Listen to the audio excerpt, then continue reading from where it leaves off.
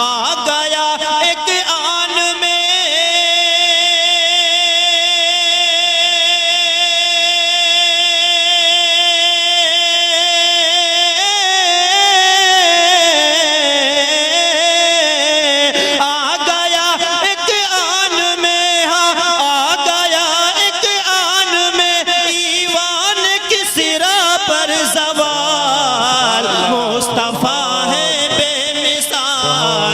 مصطفیٰ ہے بے مثال۔ حضرات کے سامنے مفکر اسلام فصیح اللسان حضرت مولانا سفیان احمد صاحب قاسمی دامت برکاتہم عالیہ کو دعوت دیتا ہوں بڑے ادب کے ساتھ، جو سابق امام مسجد سمیہ پکا کنواں ناظر پا شہر بہرائچ حضرت تشریف لائیں اور اپنے نورانی بیان سے سامعین کو مستفیض فرمائے۔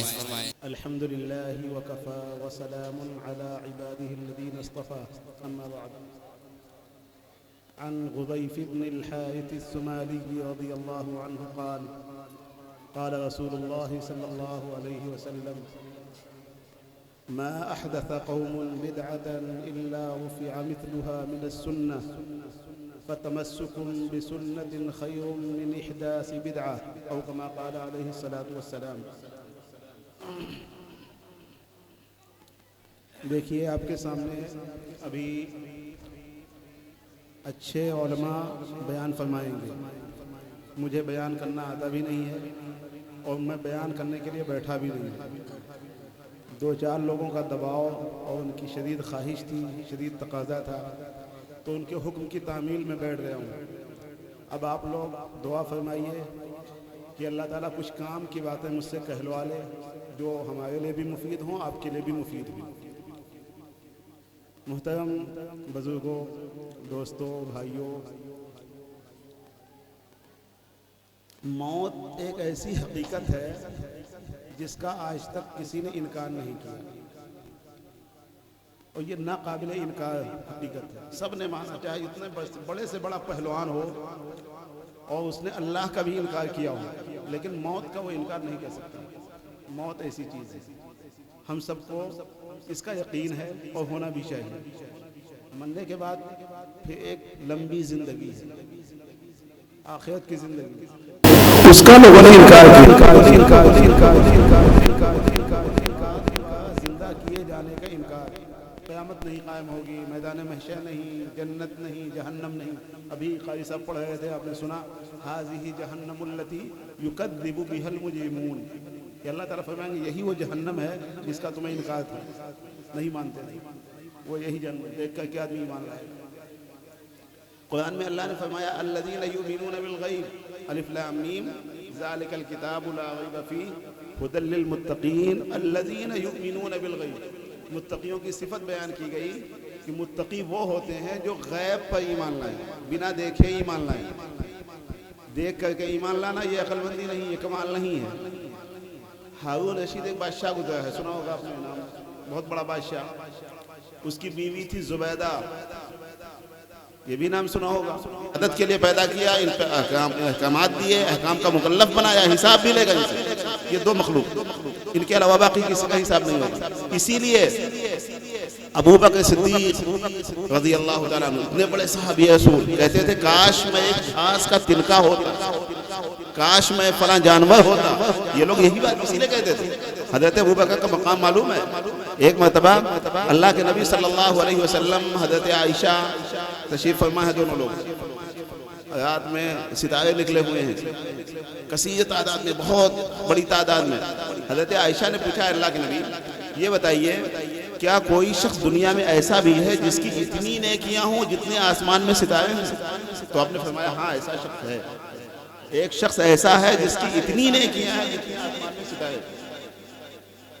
تو کہا کون ہے وہ شخص؟ تو آپ نے فرمایا حضرت عمر رضی اللہ تعالیٰ عنہ۔ حضرت عائشہ خاموش ہو کے بیٹھ گئی۔ اللہ کے نبی نے فرمایا شاید تمہارا خیال یہ رہا ہوگا کہ میں تمہارے ابا ابو بکر صدیق کا نام لوں گا۔ کہا ہاں یہی میرا خیال تھا۔ کہا حضرت عمر کی نیکیاں اتنی ہیں جتنے آسمان میں ستارے، لیکن حضرت عمر کی اتنی نیکیاں، لیکن ابو بکر صدیق کی اتنی نیکیاں ان کو گنا نہیں جا سکتا، شمار سے باہر، گنتی سے باہر، ان گنت، بے شمار۔ فرمایا دنیا میں نے سب کے احسانات کا بدلہ چکا دیا سوائے ابو بکر صدیق کے کہ ان کا بدلہ میں نہیں چکا سکتا، اللہ چکائے گا۔ یہ مقام ہے ابو بکر صدیق کا، اتنا بڑا صحابی، اللہ نبیوں کے بعد سب سے بڑا انسان ابو بکر صدیق، وہ اتنا بڑا صحابی کہتا ہے کاش میں گھاس کا ایک تنکا ہوتا۔ یہ اللہ کا خوف تھا، بنا دیکھے خوف۔ اللہ کے نبی صلی اللہ علیہ وسلم نے نبوت کا دعویٰ کیا، مکے والوں نے مذاق اڑایا، لیکن ابو بکر صدیق نے سنا فوراً ایمان لائے اور کہا اگر محمد صلی اللہ علیہ وسلم کہتے تو صحیح ہے، دنیا کہے تو غلط ہو سکتی ہے وہ بات، لیکن اللہ کے نبی محمد صلی اللہ علیہ وسلم نے یہ بات کہی تو صحیح۔ یہ ہے غیب پر ایمان۔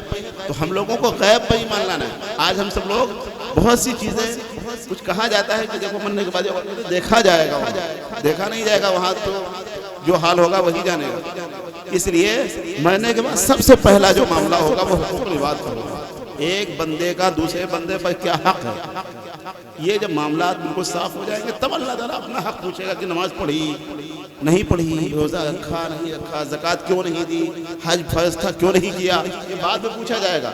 پہلے اللہ تعالیٰ یہ پوچھیں گے کہ فلاں بندے کا دوسرے بندے پر یہ حق تھا۔ مان لیجیے ماں باپ ہیں، ماں باپ کا حق اولاد پہ ہے کہ ماں باپ کی عزت کریں، ان کے سامنے زور آواز میں بولے نا، بلند آواز سے بات نہ کریں۔ اگر وہ آواز دیں تو اس سے زیادہ آواز میں ہم جواب نہ دیں۔ اگر وہ ہم کو آواز دیں پکاریں کسی کام سے تو ان کی جو آواز ہو اس آواز سے اونچی ہماری آواز نہیں ہونی چاہیے جواب دینے میں۔ یہاں تک احکامات ہیں۔ قرآن میں کہا گیا وَلَا تَقُلْ لَهُمَا اُف، کسی بات پہ تم کو غصہ آ جائے تو اف بھی مت کہو، یعنی اس سے چھوٹا جملہ بھی اگر کوئی ہو سکتا ہے نہ گواری کا نہ پسندیدگی کا تو وہ بھی نہیں استعمال کیا جا سکتا۔ یہ حقوق ہیں، لیکن ماں باپ کے جیسے اولاد پہ حقوق ہیں ایسے اولاد کے حقوق بھی ماں باپ پر ہیں، دونوں کے ایک دوسرے کے حقوق ہیں۔ ایسا نہیں ہے کہ صرف ماں باپ کے حقوق کی ذمہ داری اولاد پہ ہے، اولاد سب ادا کرے اور ماں باپ کے ذمہ جو ذمہ داری ہے وہ ادا نہ کرے، ایسا نہیں ہے۔ ماں باپ کے ذمے بھی اولاد کے حقوق ہیں۔ اولاد کا سب سے پہلا حق ماں باپ کے اوپر یہ ہے کہ پیدا ہونے کے بعد اس کا اچھا سا نام اچھا رکھنا چاہیے۔ اگر نام اچھا نہیں رکھا تو یہ اس کا حق مار دیا، حق تلف کیا، حق ضائع کیا، قیامت میں اس کا بھی جواب دینا پڑے گا۔ یہ چھوٹی بات ہے دیکھنے میں، ہم سب سمجھے چھوٹی بات ہے، چھوٹی بات نہیں، بہت بڑی بات ہے۔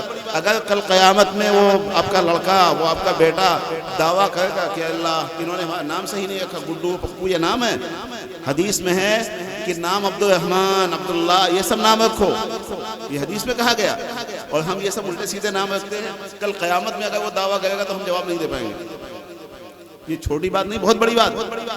اسی طریقے سے اس کے بعد دوسرا حق کیا ہے بچے کا؟ دوسرا حق یہ ہے کہ اس کا جو ہے عقیقہ 7ویں دن کیا جائے۔ ہم عقیقہ نہیں کرتے ہیں لیکن اس کی جگہ کیا کرتے ہیں؟ چھٹے دن،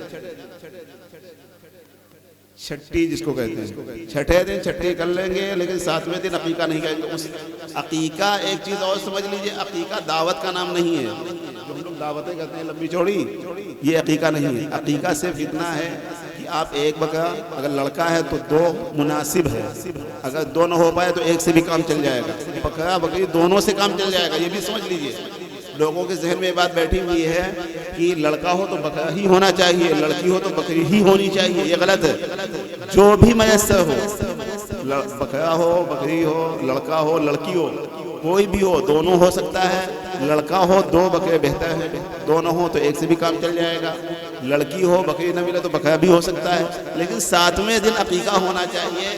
حدیث میں ہے کہ وہ بچہ جب پیدا ہوتا ہے تو وہ مصیبتوں میں گھرا ہوتا ہے، اس کی طرف سے صدقہ ہونا چاہیے۔ صدقہ کہا گیا 7ویں دن عقیقہ، وہ بکرا جو ہے بکری یا جو جانور ذبح کیا جائے وہ اس کی طرف سے صدقہ ہوگا، اس کی مصیبت چھوٹے، اس کی جان چھوٹے گی۔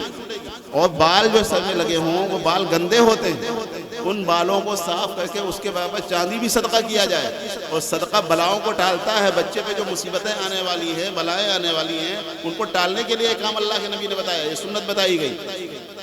ہم لوگ اس عقیقے کو 2-2 سال 4-4 سال سن لیجئے مسئلہ کی عقیقہ 7ویں دن ہے، اگر اور 7 دن اسی لیے رکھا گیا، 7 دن کے بعد نام رکھا جائے، 7 دن میں آدمی پوچھ لے، نام علماء سے معلوم کر لے۔ آج کل لوگوں کا حال یہ ہے کہ ایسا نام انگریزی میں دیکھتے ہیں، موبائل پر نام دیکھا اور نام دیکھنے کے بعد نام رکھ دیا۔ اب کسی نے ٹوکا کہ یہ نام کیا آپ نے رکھ دیا، تو مولانا صاحب نام بتا دیجئے، نام معنی بتا دیجئے، اب معنی پوچھیں. ایسے لوگوں کو معنی نہیں بتانا چاہیے. آپ نام رکھنے سے پہلے نام پوچھئے، معنی پوچھئے. اور 7 دن کا ٹائم اللہ کے نبی نے دیا کہ 7 دن میں آدمی کو سوچ سمجھ کر اچھا سا نام رکھنا چاہیے. اور 7 دن میں آدمی عقیقے کا انتظام کر لے. عقیقے میں صرف بکرا ذبح کرنا ہے، اس کا گوشت آدمی خود کھا لے، اپنے خاندان والوں کو کھلا دے، بانٹ دے. دعوت نہیں ہے. اب یہ آپ کے پاس انتظام اللہ نے آپ کو وسعت دے رکھی ہے، آپ صاحب حیثیت ہیں، آپ دعوت کیجئے، کوئی گناہ نہیں ہے. لیکن دعوت کی وجہ سے عقیقہ نہ کرنا یہ حق تلفی ہے. بچے کا حق آپ ماریں، کل قیامت میں جواب دینا پڑے گا. 7ویں دن عقیقہ ہونا چاہیے. اگر 7ویں دن نہیں انتظام ہو پائے تو 14ویں دن عقیقہ کر لیں. 14ویں دن انتظام نہ ہو پائے تو 21ویں دن کر لیں. 21ویں دن کے بعد پھر دعوت ہوگی، عقیقہ نہیں ہوگا. یہ آپ سن لیجیے. 21 دن کے بعد آپ پھر جب بھی عقیقہ کریں گے تو وہ دعوت کہلائے گی. عقیقہ بچہ 10 سال کا ہو گیا، 20 سال کا ہو گیا، قربانی کے ساتھ عقیقہ ہوتا ہے. شادی ہوتی اس میں کہتے ہیں ان کا عقیقہ ہو جائے گا اس پیسے میں. وہ عقیقہ نہیں، وہ دعوت ہے. عقیقہ بچے کا حق ہے، وہ 7ویں دن، 14ویں دن، 21ویں دن ہونا ہی چاہیے. اس لیے یہ حق ہے. ایسے ہی ایک حق ماں باپ کے ذمہ جو اولاد کا ہے وہ یہ ہے کہ اولاد اور اپنے بچوں کے درمیان انصاف سے کام لے. ایک بچے کو حدیث میں ہے کہ جب کوئی باپ کوئی کھانے پینے کا سامان لے کے آئے تو اس میں بھی برابری سے دے. یہ نہیں کہ ایک بچے کو زیادہ دے دیا، ایک کو کم دے دیا، یہ غلط ہے. یہاں تک کہا گیا ہے. حدیث میں ہے کہ حضرت نعمان بن بشیر ایک صحابی ہے.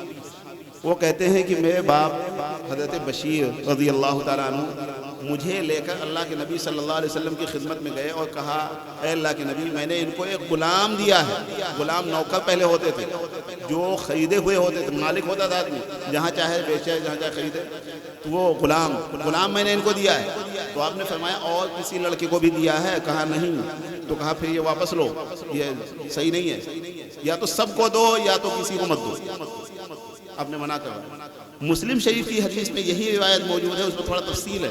اس میں تفصیل ہے ان کی والدہ بھی ساتھ میں آئیں اور کہنے لگی اے اللہ کے نبی میں نے ان کو کچھ مال دیا ہے، نوکر بھی دیا ہے، مال بھی دیا ہے. تو آپ نے پوچھا کچھ اور بچے بھی ہیں کہ یہی ہے کہ اکیلا لڑکا ہے تمہارا؟ کہا نہیں اور بھی لڑکے ہیں. تو کہا سب کو دیا ہے؟ کہا نہیں سب کو نہیں دیا. تو کہا کیا مجھے ظلم پر گواہ بنا رہی ہو؟ یہ اللہ کے نبی کا جملہ ہے، یاد کیجیے. اللہ کے نبی نے فرمایا کیا مجھے ظلم پر گواہ بنا رہے ہو تم لوگ؟ میں ظلم پہ گواہ نہیں بنوں گا. یہ ظلم ہے، نا انصافی ہے، بددیانتی ہے، عدل نہیں ہے. اس لیے اولاد میں انصاف ہونا چاہیے، برابری ہونی چاہیے، ورنہ ماں باپ بھی پکڑے جائیں گے. ہم آج کل اپنے بچوں کی شکایتیں کرتے ہیں کہ بچے ہماری بات نہیں مانتے، ہمارا حق ادا نہیں کرتے. ہم نے حق ادا کیا نہیں کیا، یہ بھی سوچیں. ہم دونوں طرف. اب بچے بھی میں نے پہلے بتایا کہ بچے اگر اونچی آواز سے بولیں گے تو یہ گناہ ہے. اونچی آواز سے بولنا گناہ ہے. اور ماں باپ اگر ظلم کریں گے تو یہ بھی گناہ ہے، یہ بھی پکڑے جائیں گے. کل قیامت میں پہلے یہ حقوق ادا ہوں گے، یہ سب معاملات صاف ہو جائیں گے، تب آگے نماز سب سے پہلا ہو. پھر مسئلہ آئے گا نماز کا، نماز آپ نے پڑھی کہ نہیں پڑھی. اور پھر اللہ تعالیٰ نماز کو معاف کر سکتا ہے. اللہ کے جو حقوق ہیں وہ اللہ معاف کر سکتا ہے. اپنے حق کو اللہ معاف کر دے گا، روزے کو معاف کر سکتا ہے، لیکن بندوں کے حقوق کو اللہ معاف نہیں کرے گا. بلکہ اللہ تعالیٰ کہیں گے یہ معاملہ ان دونوں کا ہے، جب یہ دونوں معاملہ حل کر لیں تو میرے پاس آؤں، آپس میں حل کر لیں. حدیث میں اسی لیے ہے اللہ کے نبی صلی اللہ علیہ وسلم نے ایک مرتبہ صحابہ کرام سے پوچھا کہ یہ بتاؤ مفلس کون ہے؟ مفلس ہمارے یہاں مفلس بولا جاتا ہے جس کے پاس روپیہ پیسہ نہ ہو، غریب ہو، فقیر ہو، مفلس. صحابہ نے کہا من لا درہم لہ ولا دینار، جس کے پاس درہم نہ ہو، دنانیر نہ ہو، روپیہ پیسہ نہ ہو، کھانے پینے کو نہ ہو، مفلس ہے. تو آپ نے فرمایا نہیں مفلس یہ نہیں ہے. مفلس وہ شخص ہے. میرا مقصد پوچھنے کا یہ نہیں ہے، میرا پوچھنے کا مقصد یہ تھا کہ قیامت کے دن کون شخص مفلس ہوگا. قیامت کے دن وہ شخص مفلس ہوگا جو دنیا سے بہت سی نیکیاں، پہاڑوں کے برابر نیکیاں لے کے آئے گا. نماز، روزے، تہجد، زکوٰۃ، حج، بہت کچھ لے کے آئے گا. اور اس کے جنت میں جانے میں کوئی رکاوٹ نہیں ہوگی. لیکن اس کے حقوق والے آئیں گے اور اپنے اپنے حق کا مطالبہ کریں گے کہ اس نے مجھے فلاں دن ظلم کیا تھا، اس نے میرا 10 روپیہ لے لیا تھا، اس نے یہ کام کیا تھا. اللہ تعالیٰ ان حقوق والوں سے ان کی بات سن کے حق دلوائیں گے، اس کی نیکیاں ملیں گی اس وقت. وہاں ظاہر بات ہے پیسہ آپ نے کسی کا لے لیا 10 روپیہ تو وہاں پیسہ تو نہیں دے پائیں گے, وہاں نیکیاں دی جائیں گی. تو اس طرح جو پہاڑوں کے برابر نیکیاں تھیں وہ نیکیاں ختم ہو جائیں گی, حق والوں کو دے دی جائیں گی, تو خالی ہاتھ ہو جائے گا. اب بھی حق والے کھڑے ہوں گے, اب کیا ہوگا, تو ان حق والوں کے گناہ اس پر لادے جائیں گے. اب گناہ کا ایک بہت بڑا ذخیرہ, بہت بڑا پہاڑ جمع ہو جائے گا, اور ان گناہوں کے ساتھ وہ جہنم میں جائے گا. تو آپ نے فرمایا یہ مفلس ہے کہ دنیا سے اتنا سب کچھ لے کے آیا لیکن یہاں کنگال ہو گیا, یہ ہو گیا, مفلس ہو گیا. تو یہ کیوں؟ حقوق کی وجہ سے, حق تلفی کی وجہ سے. ایک چھوٹی سی بات اگر کسی نے کہہ دی کسی کو, کوئی کو ایسی تکلیف دے بات, تو کل قیامت میں اس کا جواب دینا پڑے گا. حدیث میں یہاں تک ہے کہ ایک شخص قیامت میں اللہ تعالیٰ فیصلہ کر دیں گے جنت میں جاؤ, وہ جنت میں جانے لگے گا. ایک دوسرا شخص پکڑ لے گا ہاتھ, کہاں جائے؟ جنت. کہا میں نے تم کو دنیا میں ایک گلاس پانی پلایا, اس کا بدلہ دے دو, جنت میں جاؤ. اب وہ پکڑے کھڑا ہوگا, جانے نہیں دے گا. اللہ تعالیٰ جانتے ہوئے پوچھوائیں گے, پوچھو کیوں کھڑے ہیں, ان کا فیصلہ ہو گیا. تو وہ کہے گا اللہ اس نے دنیا میں مجھے ایک گلاس پانی پلایا تھا اور میں نے دنیا میں اس کا کوئی بدلہ نہیں دیا تھا, اب یہ بدلہ اپنا بدلہ مانگا. تو اللہ تعالیٰ کہیں گے ٹھیک ہے, اس بدلے کے بعد اس کو بھی جنت لے جاؤ. اس ایک گلاس پانی کی وجہ سے اس کو بھی جنت مل جائے گی. لیکن کہنے کی بات یہ ہے کہ حق کی وجہ سے جنت میں جانا اس کا رک جائے گا. ایک حق, ایک گلاس پانی. یہاں ہم دنیا میں دوسروں کی پتہ نہیں کتنی چیزیں چھین لیتے ہیں, ہضم کر لیتے ہیں, جو ہے قرضہ پیسہ لیتے ہیں, نہیں واپس کرتے ہیں. آدمی بھول جاتا ہے, مانگنا چھوڑ دیتا ہے, اور ہم بھی بھول جاتے ہیں. یہ سب چیزیں کل قیامت میں اگر وہ کھڑا ہوگا اور دعویٰ کر لے گا تو ہم دے نہیں پائیں گے, ساری نیکیاں ہماری چلی جائیں گی. تو یہ سب سے اہم چیز ہے حقوق العباد, اس کو ہم سب سے پہلے ادا کریں, کوشش کریں کہ ادا کریں. اس کے بعد اعمال پڑھیں. اب نماز پڑھنا ہے. میں نے ابھی ایک حدیث پڑھی تھی کہ سنت کے مطابق نماز ہونی چاہیے. نماز کیسی ہو؟ اگر نماز سنت کے مطابق ہوگی تو وہ قبول ہوگی. قیامت کے دن اعمال نامے تولے جائیں گے, وہاں گنے نہیں جائیں گے. یہ بھی ایک سمجھ لیجیے, وہاں تولے جائیں گے اور اعمال میں وزن جو پیدا ہوگا وہ سنت سے پیدا ہوگا. آپ کے اعمال میں اگر سنت کی رعایت کی گئی ہوگی, آپ نے سنت کے مطابق وہ عمل کیا ہوگا تو اس میں وزن ہوگا. اگر سنت کے خلاف ہے تو اس میں عمل میں وزن نہیں ہوگا, بے وزن ہوگا, ہلکا ہوگا. حدیث آپ نے سنی ہوگی کہ ایک شخص ہوگا قیامت کے دن اور اس کے جہنم میں جانے کا اس کے پاس کوئی نیکی نہیں ہوگی, خالی ہاتھ ہوگا, گناہ ہوں گے. تو اس کے پاس اللہ تعالیٰ کہیں گے ایک پرچی نکالی جائے گی, فرشتے لائیں گے اور کہیں گے اس کو ایک ترازو کے ایک پلے میں رکھ دو. ایک میں اس کے گناہ رکھے ہوئے ہیں, ایک میں اس کی ایک پرچہ رکھا ہوا ہے, اس پہ صرف لا الہ الا اللہ لکھا ہوا ہے. اس لا الہ الا اللہ کی وجہ سے وہ پلہ جھک جائے گا اور نیکی کا فیصلہ ہو جائے گا, اس کی جنت کا فیصلہ ہو جائے گا. تو وزن پیدا ہوتا ہے اعمال میں سنت سے. اگر سنت کے مطابق نہیں ہے آپ کا عمل تو اس میں کوئی وزن نہیں, بے وزنی چیز ہے, وہ ہوا, بالکل کچھ نہیں ہے. اسی لیے کہا جاتا ہے کوئی شخص سنت کے مطابق بیت الخلا جائے, پاخانہ کرنے جائے, اور ایک آدمی بغیر سنت کے خلاف نماز پڑھے تو یہ بیت الخلا جانا زیادہ اچھا ہے, کیونکہ سنت کے مطابق گیا, اللہ کے نبی صلی اللہ علیہ وسلم کی سنت کو اپنا کے گیا. اگر کوئی شخص سنت کے مطابق نہیں چل رہا ہے, وہ ہوا میں اڑنے لگے, تو وہ انسان اور فرشتہ اور صفت اور بزرگ نہیں ہو سکتا, وہ شیطان ہو سکتا. یہ آپ جان لیجیے سنت کی اتنی اہمیت ہے.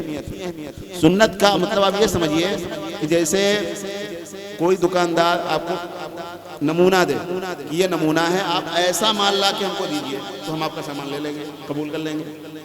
اب آپ سامان لے کے آئے بالکل گھٹیا, اس نمونے سے ہٹا ہوا, ظاہر بات ہے وہ آدمی واپس کر دے گا, ریجیکٹ کر دے گا. تو اللہ نے نمونہ دیا ہے, اور قرآن میں فرمایا لقد کان لکم فی رسول اللہ اسوۃ حسنہ. یہ اللہ کے نبی صلی اللہ علیہ وسلم کو ہم نے دنیا میں بھیجا اور 63 سال وہ زندہ رہ کے ایک نمونہ پیش کیا. انہوں نے ایک نمونہ دیا ہے امت کو کہ آپ کو آنا ہے, نماز ایسی پڑھ کے لانا ہے جیسے نبی نے پڑھی, آپ کو زکوٰۃ ایسے دینی ہے جیسے نبی نے زکوٰۃ ادا کی, حج آپ کو ایسے کرنا ہے جیسے نبی نے کی, روزہ آپ کو ایسے ہی رکھنا ہے جیسے نبی نے کیا. یہ سب چیزیں نمونے کے طور پہ اللہ کے نبی کو پیش کیا گیا کہ اللہ کے نبی کو نمونہ بنا لو, ایسے ہی آپ کو نمازیں لے کے آنی ہیں, ایسے ہی آپ کو روزے لے کے آنے ہیں, یہ نمونہ آپ نے پیش کر دیا. اسی لیے سنت نہ ہونے کی وجہ سے میں نقصان آپ کو بتاؤں. ایک حاجی امداد اللہ صاحب بہت بڑے بزرگ گزرے ہیں, حضرت مولانا محمد قاسم نانوتوی جنہوں نے دیوبند کا مدرسہ قائم کیا, ان کے پیر حاجی امداد اللہ صاحب. حاجی امداد اللہ صاحب کے ایک مرید تھے, انہوں نے ایک مرتبہ حاجی امداد اللہ صاحب سے کہا آپ دعا کر دیجئے کہ میں جنت کو کسی مثالی شکل میں دیکھوں, یعنی میں نماز پڑھوں تو نماز مجھے کس شکل میں ملے گی, اس کا بدلہ نماز کا مجھے کس شکل میں ملے گا, وہ شکل میں دیکھنا چاہتا ہوں. تو انہوں نے دعا کی, انہوں نے نماز پڑھی, اور نماز کے بعد رات میں سوئے تو انہوں نے دیکھا ایک بہت ہی حسین و جمیل خوبصورت عورت ہے, بہت ہی خوبصورت خاتون ہے, بہت خوبصورت. انہوں نے کبھی زندگی میں دیکھا ہی نہیں تھا, لیکن وہ اندھی ہے, نابینا ہے. کہا یہ, اور کہا گیا یہ تمہاری نماز کی شکل ہے, تم نماز دنیا میں پڑھتے ہو اس کی یہ شکل ہے. اب وہ بہت پریشان. دوسرے دن انہوں نے دیکھا, جاگے بیدار ہوئے صبح کی جنت, نماز جو میں نے دیکھی وہ تو بہت اچھی, لیکن اندھی کیوں ہے؟ کوئی آدمی بہت اچھا ہو لیکن اندھا ہو, ساری خوبصورتی ختم. انہوں نے اپنے پیر صاحب حاجی امداد اللہ صاحب سے اس کا ذکر کیا کہ میں نے ایسا ایسا دیکھا. تو انہوں نے کہا تم نے آنکھ بند کر کے تو نماز نہیں پڑھی تھی؟ تو انہوں نے کہا ہاں میں نے آنکھ بند کر کے اس لیے نماز پڑھی تھی تاکہ میرا دل لگے نماز میں, خشوع خضوع زیادہ پیدا ہو, اس لیے میں نے آنکھیں بند کر لی تھی. کہا کچھ بھی ٹھیک ہے آپ کی بات, لیکن وہ نماز جو اللہ کے نبی کی سنت کے مطابق آنکھ کھول کر پڑھی جائے وہ اس نماز سے زیادہ بہتر ہے جو آنکھ بند کر کے اللہ کے نبی کی سنت کے خلاف پڑھی جائے. سنت کے خلاف نماز پڑھنے کی وجہ سے جو تم نے نماز کی شکل دیکھی وہ اندھی تھی. اتنی چھوٹی سنت آپ اندازہ لگا لیجیے. ایک بہت بڑے کوئی نمازی تھے, ان کے بارے میں آتا ہے کہ انہوں نے پتھروں پہ اتنی نمازیں پڑھی کہ ان کے ہاتھ پیر کے نشانات بن گئے پتھروں پہ. سب نشان بنے ہوئے, پیروں کے نشان, ہاتھ کے نشان, سجدوں کے نشانات پتھروں پہ بنے ہوئے. ایک بزرگ اللہ والے قرآن حدیث کے پابند, انہوں نے جا کے دیکھا تو کہا, انہوں نے کہا یہ اللہ کا ولی نہیں ہو سکتا.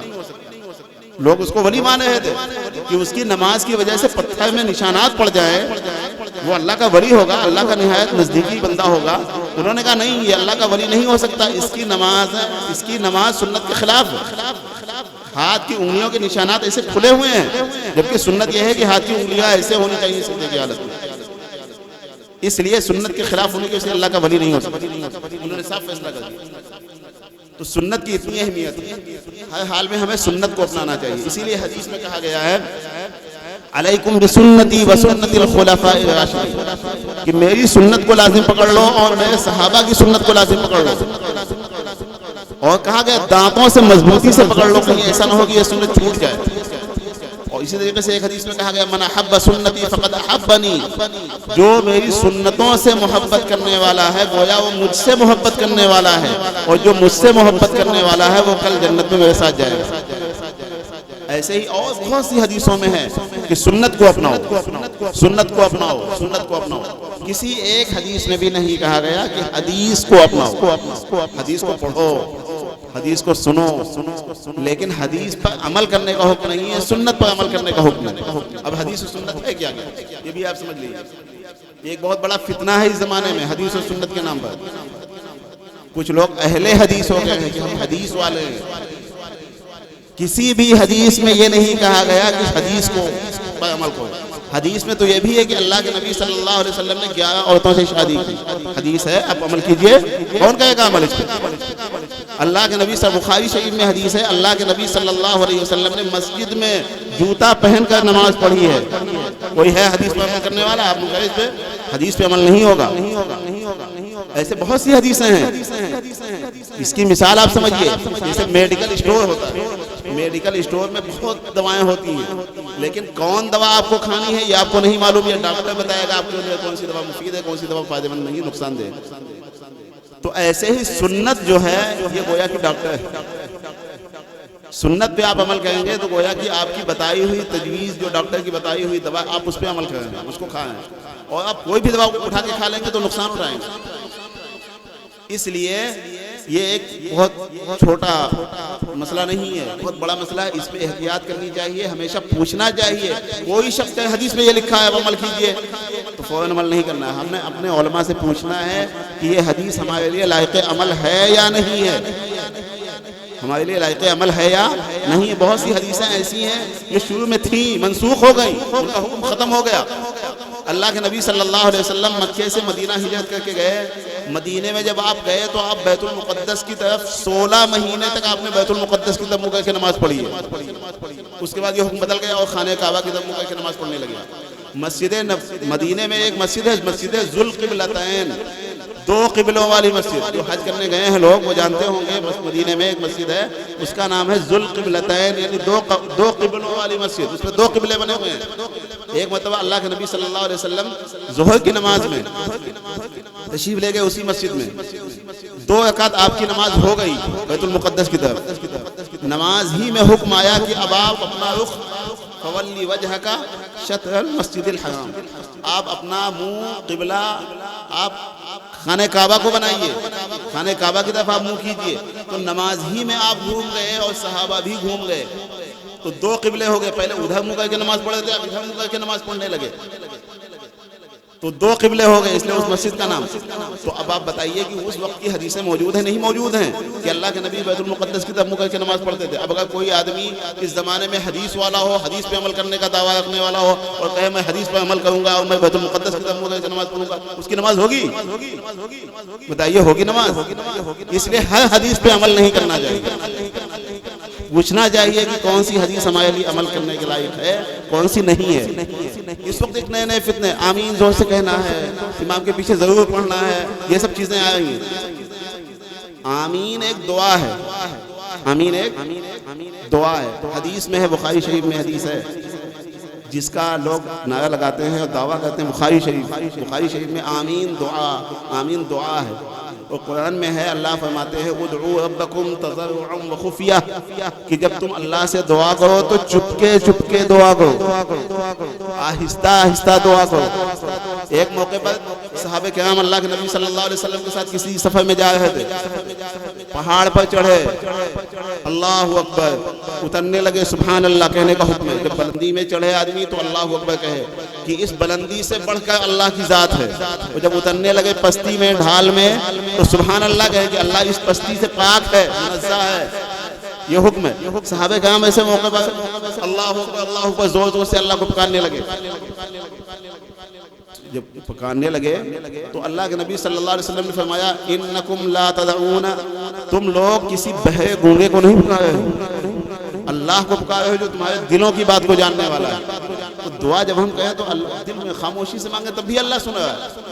آمین ایک دعا ہے، اس کو آہستہ کہیں گے تب بھی جو ہے اللہ سنے گا، زور سے چلا کر کہنے کی ضرورت نہیں ہے۔ اور پھر اب یہ مسئلہ آیا کہ زور سے اللہ کے نبی نے کہی ہے کہ نہیں کہی ہے۔ ترمذی شریف میں دونوں حدیثیں موجود ہیں، آپ نے زور سے آمین کہی، آہستہ بھی آمین کہی۔ جو صحابی اس حدیث کو نقل کرتے ہیں کہ اللہ کے نبی صلی اللہ علیہ وسلم نے زور سے آمین کہی، وہ صحابی کہتے ہیں کہ میں سمجھ رہا ہوں کہ اللہ کے نبی مجھے سکھانے کے لیے زور سے آمین کہہ رہے تھے۔ وہ صحابی کون ہیں؟ یمن کے، جنہوں نے یہ حدیث نقل کی ہے۔ آپ سمجھ لیجئے اس مسئلے کو، یمن کے رہنے والے ہیں، اللہ کے نبی صلی اللہ علیہ وسلم کے پاس گئے، ایمان لائے، ایمان لانے کے بعد 3 دن اللہ کے نبی کے ساتھ رہے۔ اللہ کے نبی صلی اللہ علیہ وسلم نے بالکل اپنے پیچھے ان کو کھڑا کیا اور نماز ان کو سکھائی کہ جیسے ہم نماز پڑھتے ہیں اس کو سیکھ لو، پھر جا کے نماز پڑھنا۔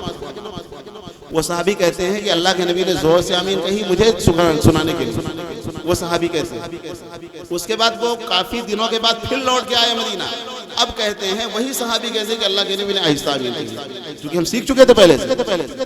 آخری عمل اللہ کے نبی کا کیا ہے؟ آہستہ کہنے والا۔ پہلے اب کوئی آدمی چیخے چلائے کہ نہیں زور ہی سے آمین ہوگی تو یہ اس کی ہٹ دھرمی ہے۔ یہ آپ مسئلہ سمجھ، اس طریقے سے بہت سے مسائل ہیں۔ تو کہنے کی بات یہ ہے کہ حدیثوں میں کہا گیا ہے کہ آپ سنت پر عمل کیجیے، حدیث پر عمل کرنے کا حکم نہیں، ورنہ بہت سی حدیثیں ایسی ہیں جن پر عمل ناممکن ہے۔ جیسے میں نے بتایا حدیثوں میں موجود ہے کہ اللہ کے نبی صلی اللہ علیہ وسلم نے 11 عورتوں سے شادی کی، ایک وقت میں اللہ کے نبی کی 9 بیویاں تھیں، یہ حدیث ہے۔ کوئی عمل نہیں کر سکتا، کسی امت کے ایک آدمی کے لیے بھی جائز نہیں ہے اس پر عمل کرنا۔ ایسے بہت سی حدیث ہیں، اس لیے اس آپ بحث میں کہیں نہ پڑیے۔ اگر کوئی آپ کو اس قسم کی باتیں کہتا ہے تو آپ کہیے ہمارے علماء ہیں، انہوں نے ہمیں سمجھایا ہے اور جو بتایا ہے۔ ایک امت کا اتنا بڑا طبقہ 1400 سال سے عمل کرتا چلا آیا ہے، آج تک یہ فتنہ نہیں کھڑا ہوا، آج یہ نیا فتنہ کھڑا ہو گیا۔ اب یہ نیا فتنہ اب اس پہ یہ نئے لوگ جنت میں جانے والے 2-4 لوگ ہوں گے، باقی پوری امت جہنم میں جائے گی، نعوذ باللہ نعوذ باللہ۔ اس لیے اس بحث میں کبھی نہ پڑیے، کبھی ایسا مسئلہ آیا تو اپنے علماء سے پوچھیے۔ تو بات یہ چل رہی تھی کہ قیامت کے دن حقوق العباد اور حقوق اللہ، حقوق اللہ میں نماز روزہ یہ سب جو اعمال ہیں، ان اعمال میں سنت کے مطابق جو عمل ہوگا وہ اللہ کے نزدیک قابل قبول ہوگا، جو سنت کے خلاف ہوگا وہ قابل قبول نہیں ہوگا۔ اس لیے ہم سنت کی رعایت کریں، سنت کا خیال رکھیں، سنت پر عمل کریں۔ اسی طریقے سے دنیا کی زندگی کے مختلف شعبے ہیں، پیدائش سے لے کر موت تک، ہر چیز میں اللہ کے نبی کی سنت کا طریقہ موجود ہے۔ حتیٰ کہ اللہ کے نبی صلی اللہ علیہ وسلم نے پاخانہ میں جانے کا طریقہ، بیٹھنے کا طریقہ بھی سکھلایا ہے، یہ بھی سنت ہے۔ تو یہ سب چیزیں موجود ہیں، آپ علماء سے پوچھیے اور سنت کے مطابق عمل کیجیے۔ اللہ تعالی ہم سب کو عمل کی توفیق عطا فرمائے۔ وآخر دعوانا ان الحمد للہ رب العالمین۔